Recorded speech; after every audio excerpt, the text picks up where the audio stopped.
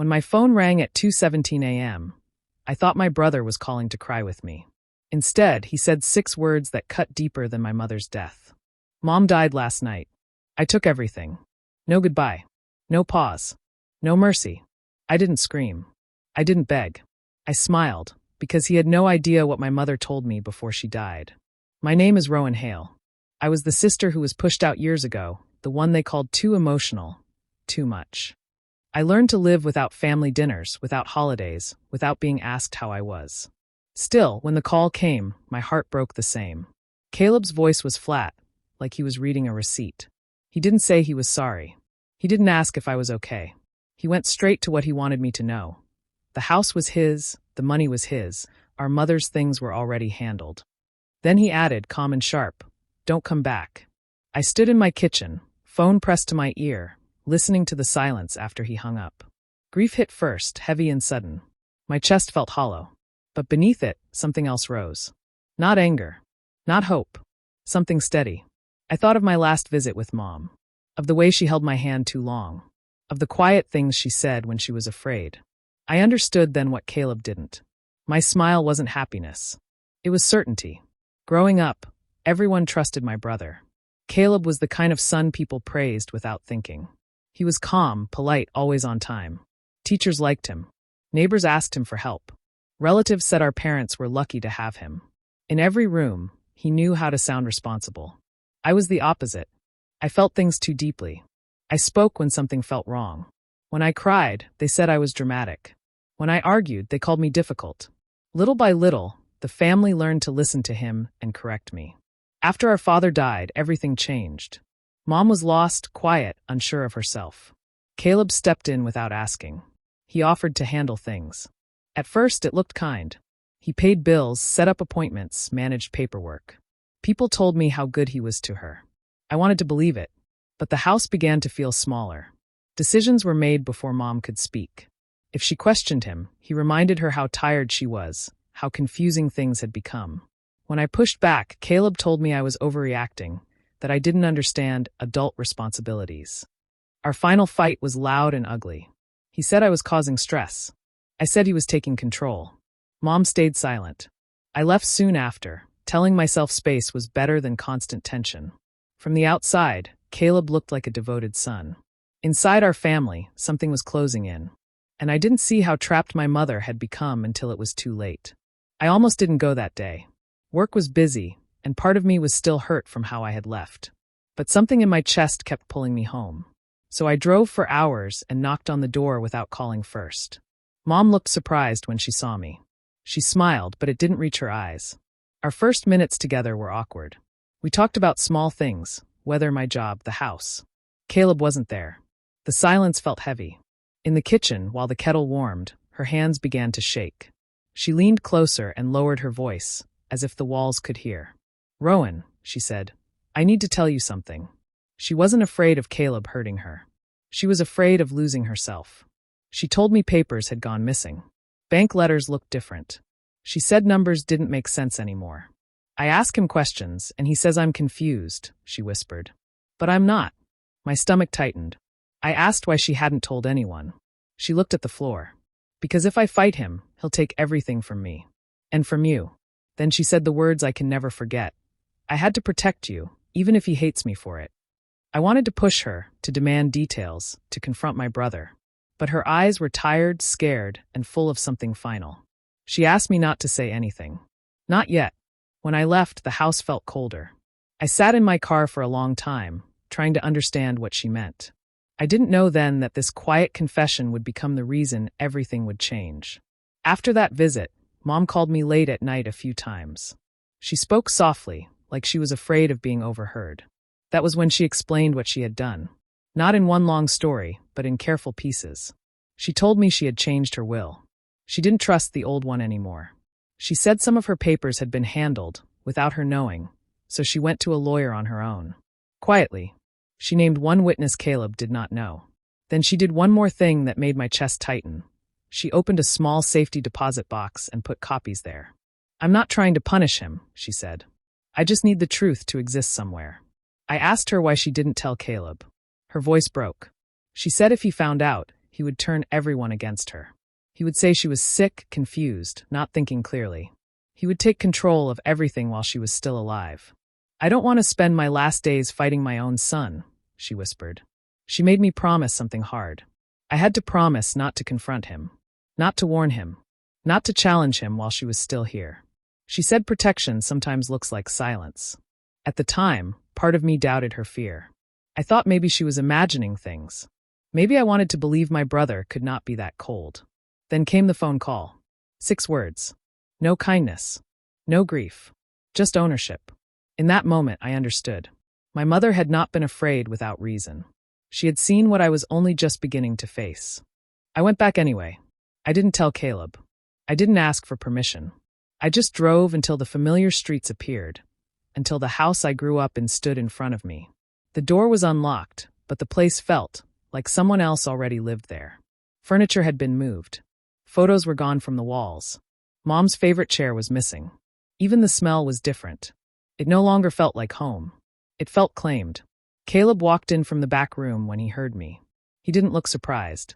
He looked annoyed. "So you came," he said, folding his arms. There was no sadness in his face. No sign that our mother had just died. "I told you not to." I said nothing. He stepped closer, his voice low and sharp. He reminded me that I left. That I chose my own life. He said I had no right to show up now and pretend I cared. Then he smiled, thin and proud. "Everything is already handled. The house. The accounts. The papers. There's nothing here for you." He spoke like a man who believed the law was on his side. Like the town knew him as the good son. Like the truth belonged to him. I felt the weight of my grief press into my chest. I wanted to shout. I wanted to tell him what Mom had done, what she had hidden, what he didn't know. But I didn't. I nodded. I asked a few small questions. I let my shoulders drop, like I was tired and defeated. I watched how relaxed he became. How certain. He thought he had already won. And I let him believe it. I stayed in town for 2 more days. I didn't argue. I didn't accuse. I became exactly what Caleb expected to see, a sister with nothing left. I told him I wasn't there to fight. I said I only wanted a few of Mom's things. Old photos. A small box from the attic. I kept my voice quiet. I kept my eyes low. I asked simple questions, the kind that sound harmless when you think you've already won. Caleb relaxed. He started talking more than he meant to. Over coffee, he said he had to move fast after Mom passed. That things were easier if he handled them right away. I asked what he meant, and he laughed. "She never changed anything," he said. "She talked about it sometimes, but she never did." He leaned back in his chair, confident. He told me how he went straight to the files, how everything was already in place, just like he expected. "I knew there wouldn't be any surprises," he said. "She was scared of paperwork. She wouldn't have touched it." I nodded. I let him believe I was listening as a sister who had lost. Inside, every word was locking something into place. He spoke about the house like it had always belonged to him. About the money like it was already spent. About our mother like she had never been capable of standing up for herself. What he didn't know was simple. He never checked. He never looked beyond what he assumed was true. He never imagined that Mom, quiet as she was, had made a choice without him. And the more comfortable he became, the clearer everything was to me. The bank was quiet when I went in alone. I had the key Mom told me about and the name of the box written in my phone. My hands were steady, even though my chest felt tight. The clerk brought the small metal box and left me in a private room. When I opened it, I didn't find jewelry or keepsakes. I found truth. There were copies of the updated will, signed and dated. There were bank records showing money moved without Mom's clear approval. There were notes in her handwriting beside certain pages, small comments pointing to what felt wrong. Dates. Amounts. Changes that did not match her instructions. Proof that what she feared was real. At the bottom of the box was a single envelope with my name on it. I sat there a long time before opening it. The letter was not soft or emotional. My mother did not write about love or memories. She wrote with honesty. She said she was sorry for not protecting me sooner. Sorry for letting things go so far. She admitted she had been afraid of being alone, of being called confused, of losing her home before her life was over. She told me she had done what she could in the only way she felt was safe. "I'm not asking you to be angry," she wrote. "I'm asking you to be brave when I no longer can be." I folded the letter carefully and placed it back in the box. In that moment, I understood something clearly. This was not about money. It was not about a house or belongings. It was about truth.